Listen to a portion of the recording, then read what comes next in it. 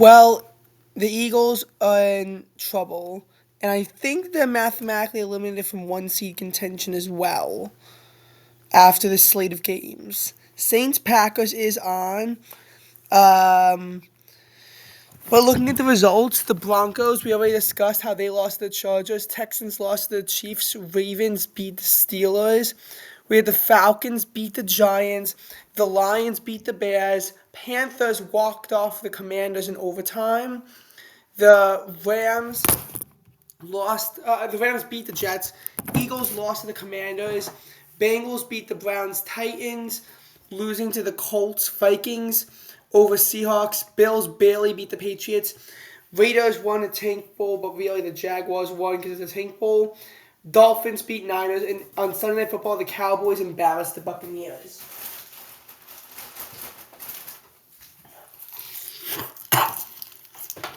And this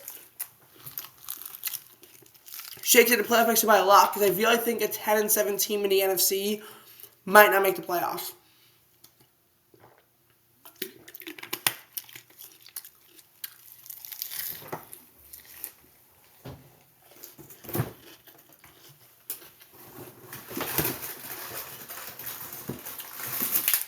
But as far as standings go,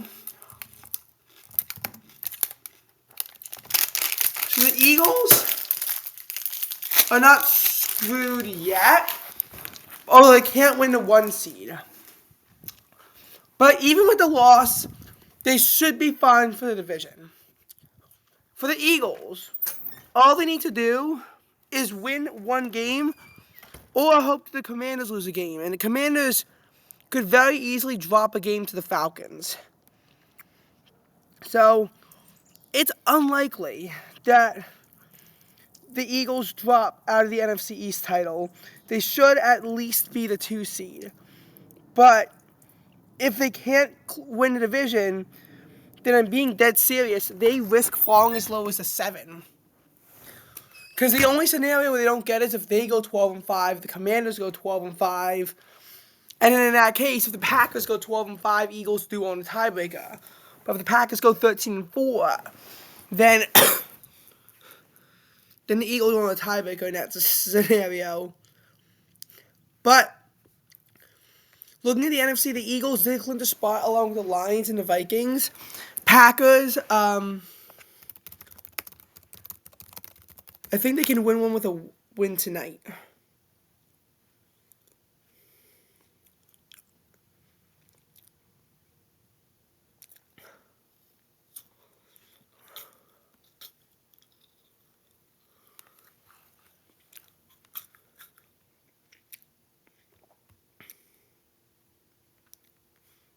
Yeah, a win on Monday Night Football, and the Packers get into the playoffs.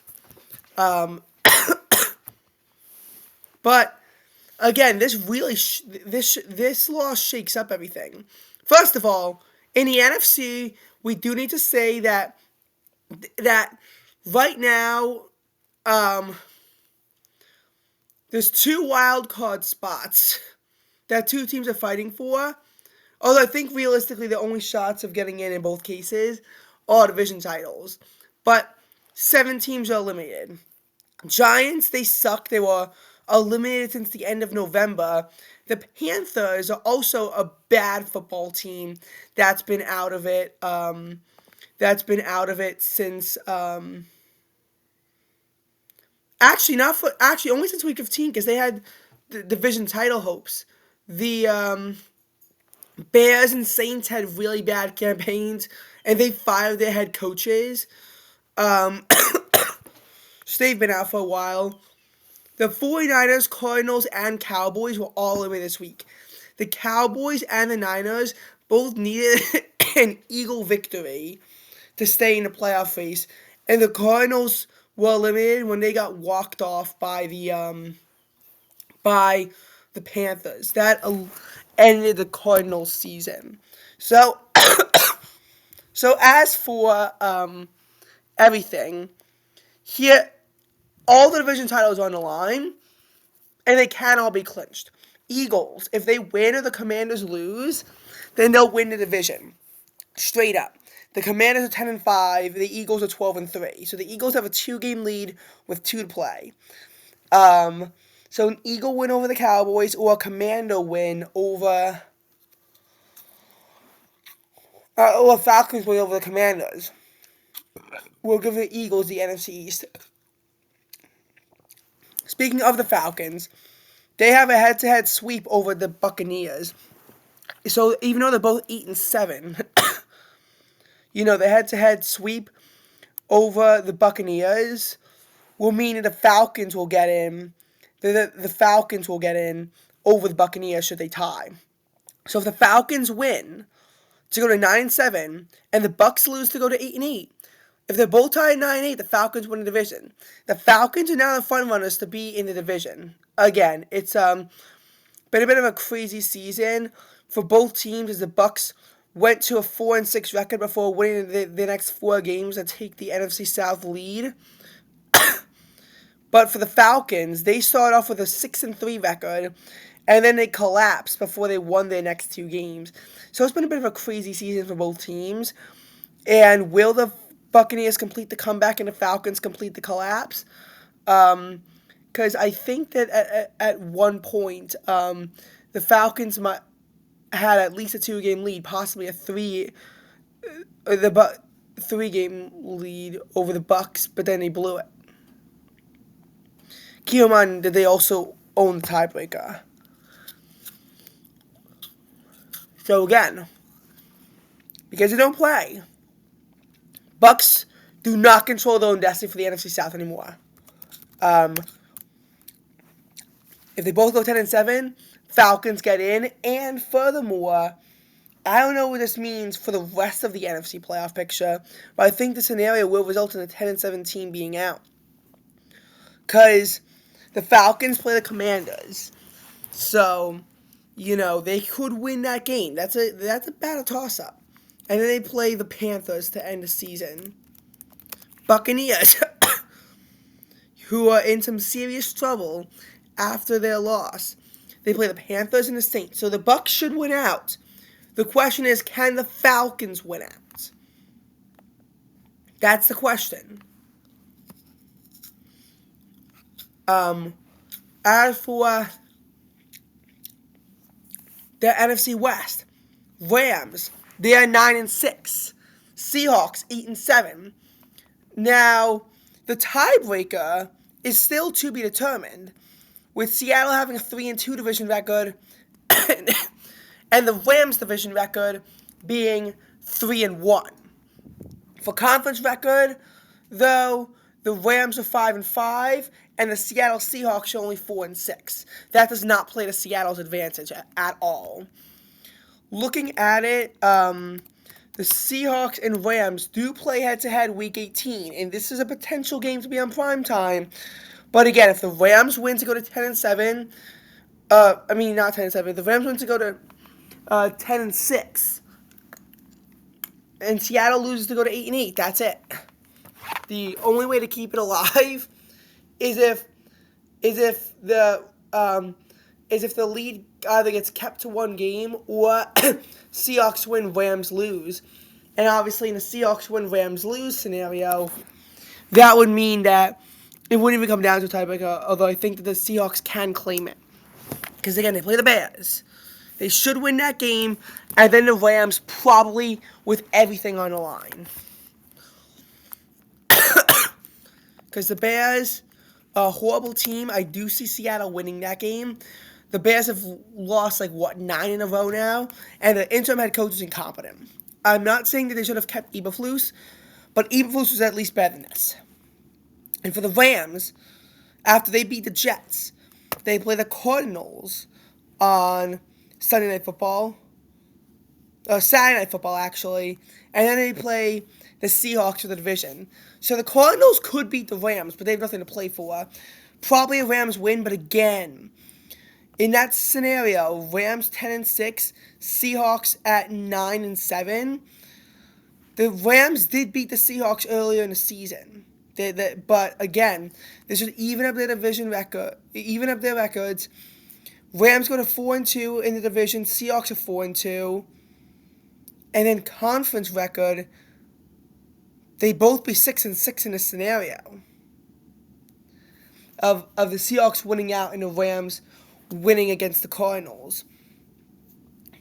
Now, Seattle has a better strength of victory, and that strength of victory, would probably increase because the Bears, being 4-11, wouldn't play to their advantage. But then you have the Rams, who are a good team, so they would I think that they would win the strength of victory calculations. I did want to see what this tweet said if I could find it.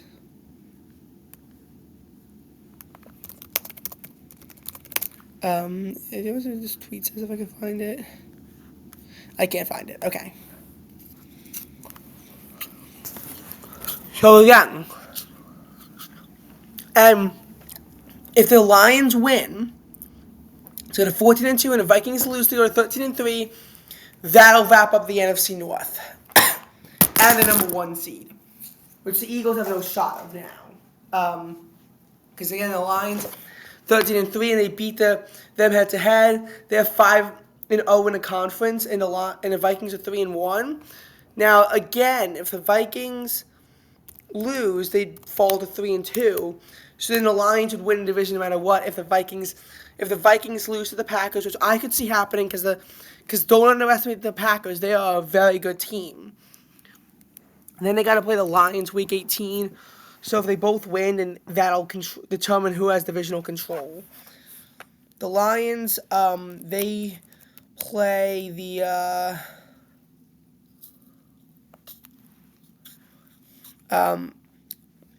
Niners. So that should be an easy win.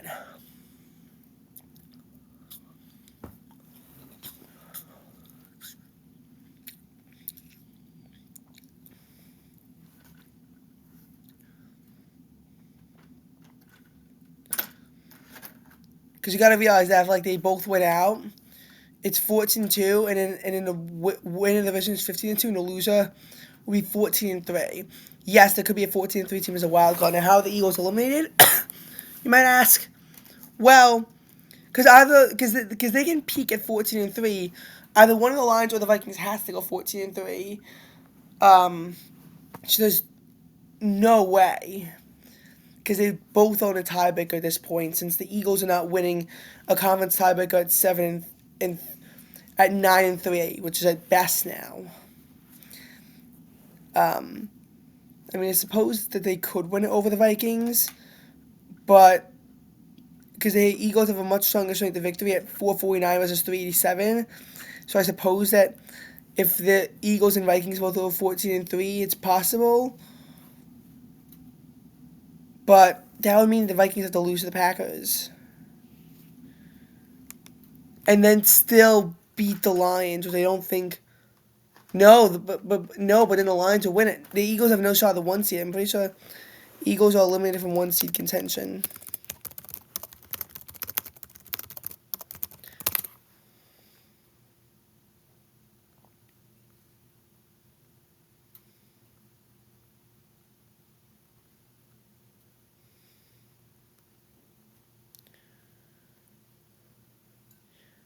So, yeah, unless they tie.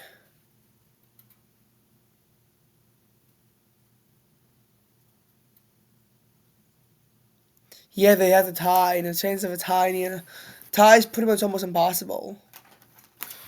Tie is pretty much almost impossible. So in that case, then yeah. Barring some weird fluke that would hurt both teams, it's not happening. Pack it up. For the AFC, we have a lot more teams wrapped up spots, but a lot more teams alive in it still. And again, a historical collapse by the Denver Broncos really makes everything very interesting. So, first eliminated teams. The Raiders were eliminated in November. Patriots eliminated, not long after. Patriots were eliminated.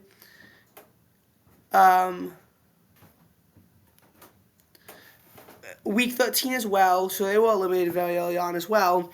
Titans, Jaguars had very disappointing seasons, and same for the Browns. Jets are also eliminated. But then you have this huge jump from 4-11 to 7-8. And while it might look as though everything in the AFC is wrapped up, the Broncos playoff chances are 76%.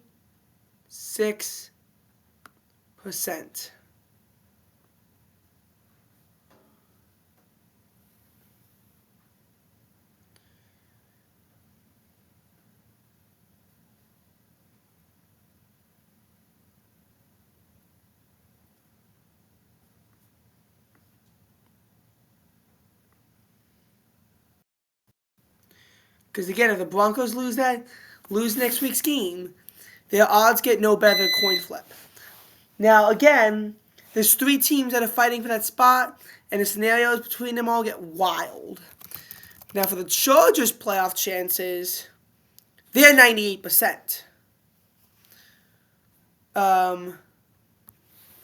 Chargers can clinch a playoff spot in Week 17.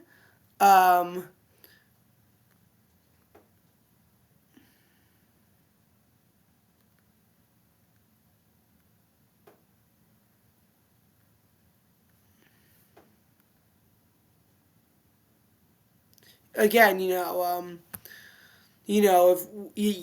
the Chargers could have clinched if the Colts or the Dolphins lost, but they both won, and they have to wait until Saturday against the Patriots.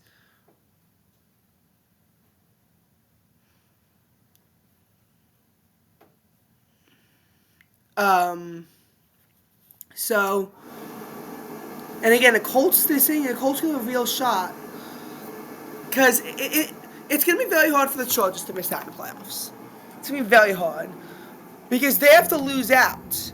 And unlike the Broncos, who have a tough schedule ahead of them, for the Chargers, it's more possible that the Chargers wind up losing out. It's more like the Broncos wind up losing out, The Chargers are the Patriots and the Raiders. They play 2 of the worst teams in football. They should easily get to 11-6. 10-7, one more win will get them in. Because 10-7 will get them in. It's not like the NFC where there's a real chance that 10 wins could get you out. By the way, scenario in the NFC where 10 wins gets you out is if Falcons, Bucs, Commanders all go to 10-7. Because the Bucs also own the tiebreaker versus the Commanders. Don't forget that. The Bucs also control the tiebreaker against the Commanders. So in that case, then Packers will be the 6th seed, and the Bucs will get the 7th seed. That's how the Commanders get eliminated, even though they're 10-5. That's why they haven't clinched yet. It's that scenario of the Commanders lose out, Falcons and Bucs both win out. Whereas in the AFC, though, 10 wins is going to get you in. That's a fact. 10 wins will get you in to the playoffs. So, again, the Chargers, yeah, they do have to worry about losing out and then everyone winning out. They do have to worry about that. The Chargers did not play the Colts this year. They didn't play the Dolphins this year. And they beat the Bengals, so they're safe from the Bengals. But again, weird scenarios.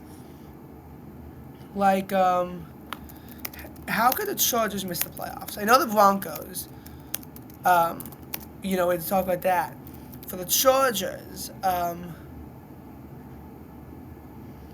they're talking about Broncos. I do want to see, the Chargers. Again, it must be like some crazy scenario. But again, the Chargers are relatively safe.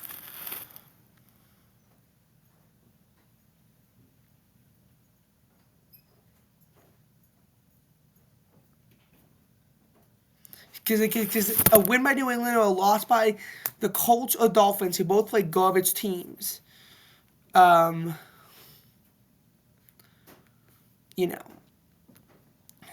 the Chargers will be safe. Now for the Colts play the Giants and Jaguars, two garbage teams. As for the Dolphins, they won their toughest game. The next game is against the Browns and Jets, two horrible teams. For the Bengals, they play the Broncos and the Steelers. That's how the Broncos are in trouble because, and the Steelers loses to the Ravens, huge for the Broncos. Um, Broncos are the Bengals and the Chiefs.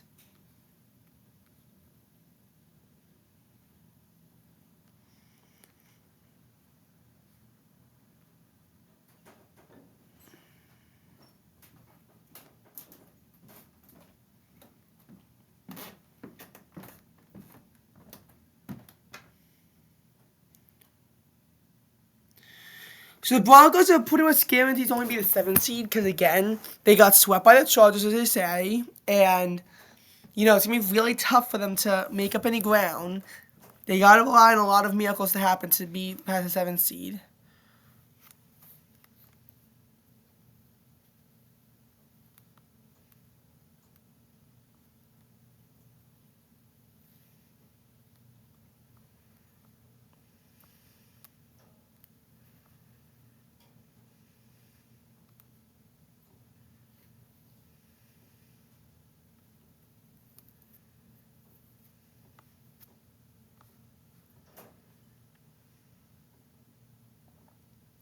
So, that's just the article. Basically, if the Broncos get one win, 10-7, they're fine. 10-7, they're in. Everyone else is eliminated. But they have to play the Bengals, and then they gotta play the the Chiefs. And I know it's gross, but if you're a Broncos fan, I would highly recommend cheering for the Chiefs right now. Because if they win 15-1, they're in. And if the Bills lose to fall to 12-4, then the Chiefs also clinch the 1 seed. And everything gets really dicey for the Bills at that point. Because, remember, if the Bills lose out, the Ravens win out, if they're both tied at 12-5, then the Bills will fall to the 3 seed behind the Ravens. And remember, the division is up in the air. Right now, the Steelers have a superior conference record. The division records are both 3-2, and assuming they both win out, it gets to 4-2. For the division standings, Steelers are 7-3, Ravens are 6-4. So if they both win out, 9-3, 8-4. So the Steelers still control their own destiny for the division.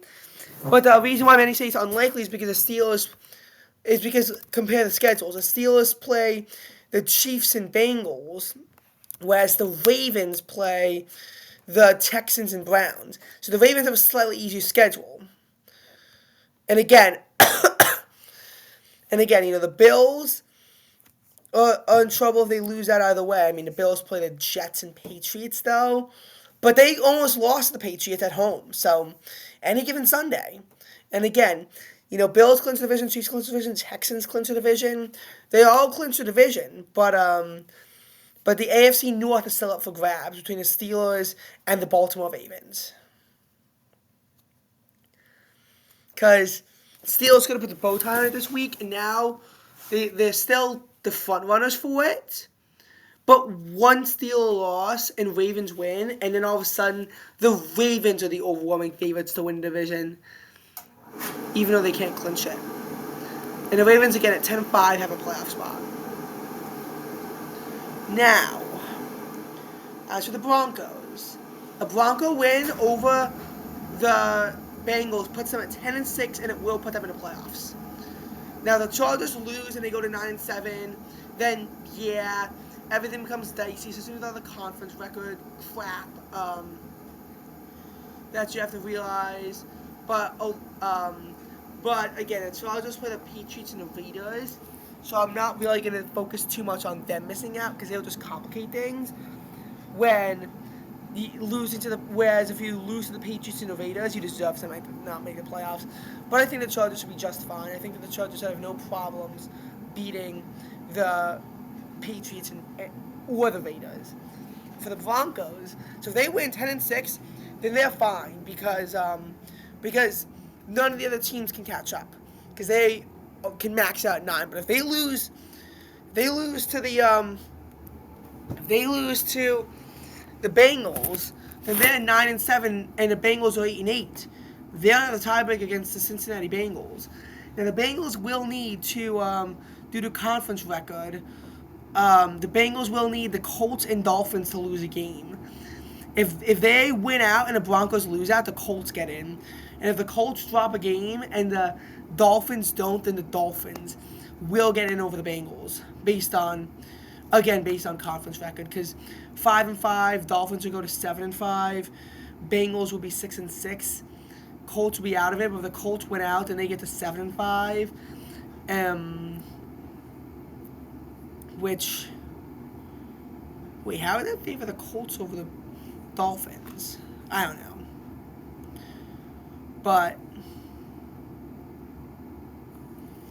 But again, a must-win game. A must-win game for them.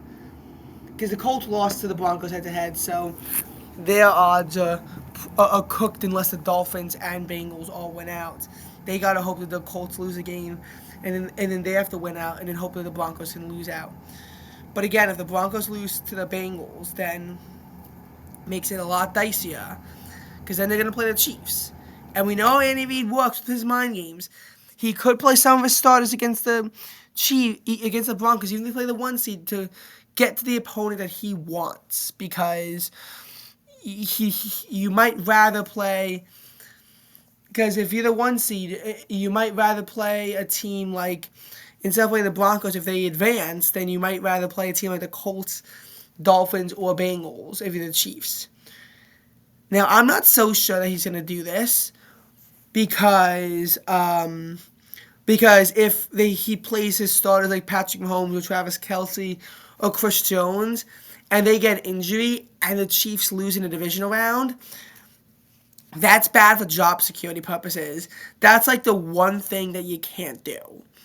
That's like the one thing that could get a coach fired with a track record like Andy Reid, especially when you realize that Andy Reid is carried as it is by Patrick Mahomes. He's never won anything before Mahomes came around, and I could prove it for you right now, this coaching record. Before Mahomes, so before 2018, look, he was a perennial playoff choker. Some of these games involve really big blown leads. Never won anything. He did win Coach of the Year in 2002, but then he got fired from the Eagles for a cause. And he was not coaching well until the Mahomes era. And he's just an overrated coach. The best coach in the NFL, I'd say right now, personally speaking, I think is Kevin O'Connell, just because of what he's done with the Vikings to get them to the playoffs when they were supposed to get 4 wins, and then don't forget how he went 13-4 and took them to an improbable division title in 2022. So I think Kevin O'Connell is the best head coach in the NFL, just personally speaking. Now for the Broncos, and they can still lose to the Chiefs' backups. They'd be on the 2-game losing streak. They can still lose to the Chiefs' backups. And then, in that case, you could say, well, maybe the Bengals could lose to the Pittsburgh Steelers.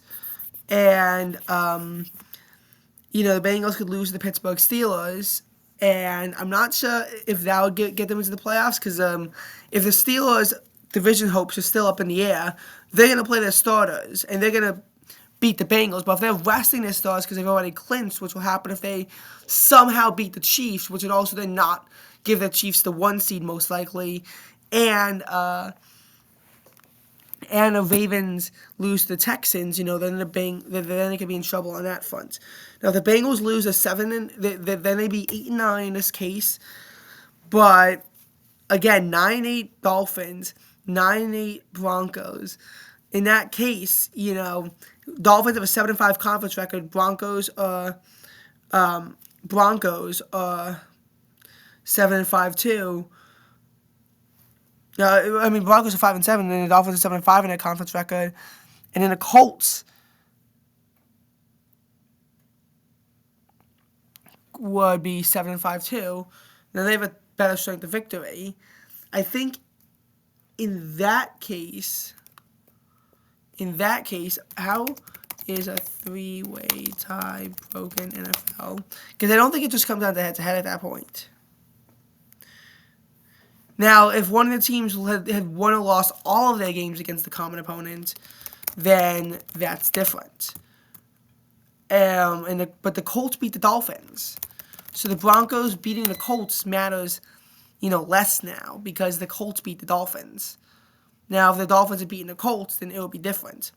Then you have to use win percentage in common games or common opponents. So I'm not sure how that would work if it's common games. But again, conference record, it would kick them out. And then once you've eliminated that team, then I think it would come down to the Colts at that point, even if the Bengals were to lose. I think the Colts and Dolphins will win out. Broncos are in danger of losing out. So, again, everything is dicey.